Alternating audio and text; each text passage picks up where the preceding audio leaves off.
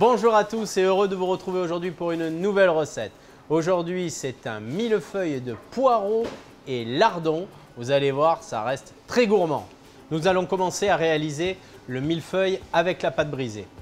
Afin de vous aider, je vous conseille de prendre un emporte-pièce. Moi, je prends un emporte-pièce carré. Si vous avez un rectangle ou un rond à la maison, ça fonctionne exactement de la même chose. Vous voyez, c'est très simple. Vous appuyez bien comme il faut sur votre pâte feuilletée. Ça va donner un joli esthétique à votre plat. Vous voyez, ils sont détaillés. Maintenant, nous allons les enlever comme ceci. Voilà. Afin de préparer notre cuisson.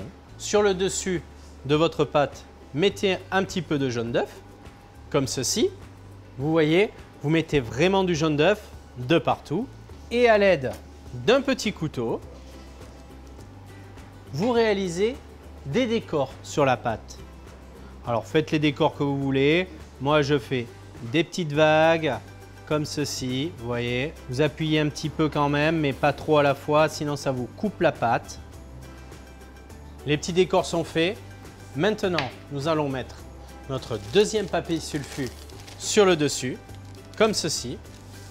Et nous allons l'enfourner au four à 180 degrés pendant 5 à 10 minutes. Vérifiez bien la cuisson, il faut qu'il reste vraiment bien caramélisé et croustillant. Notre pâte brisée est au four.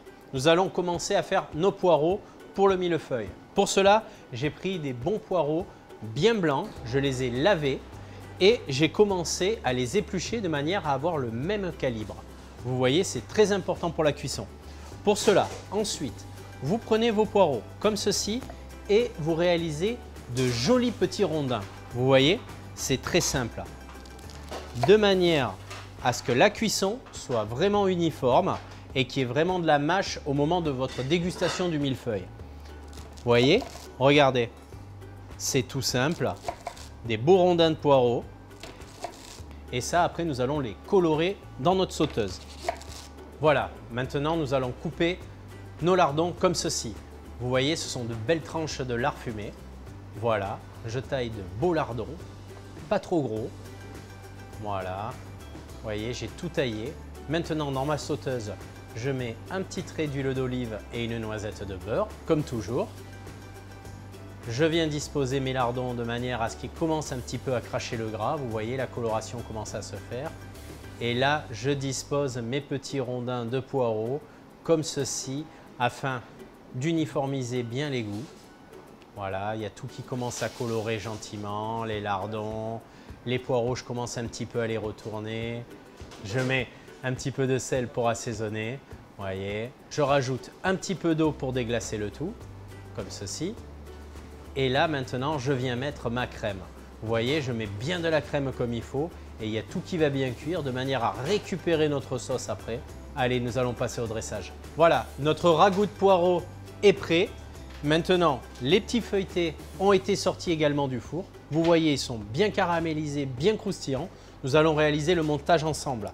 Pour cela, commencez à en mettre 2 dans l'assiette comme ceci. Vous voyez? Après, vous prenez bien votre bon ragoût, comme nous avons fait. Voilà, on a mis le ragoût dessus. Moi, je vous conseille de prendre encore 2 petits feuilletés comme ceci, de faire comme un petit toit de maison. Voilà, un petit peu de muscade pour aromatiser, mettre un petit peu de déco là sur les bords d'assiette comme ceci. On est dans l'automne, il fait beau, il fait chaud.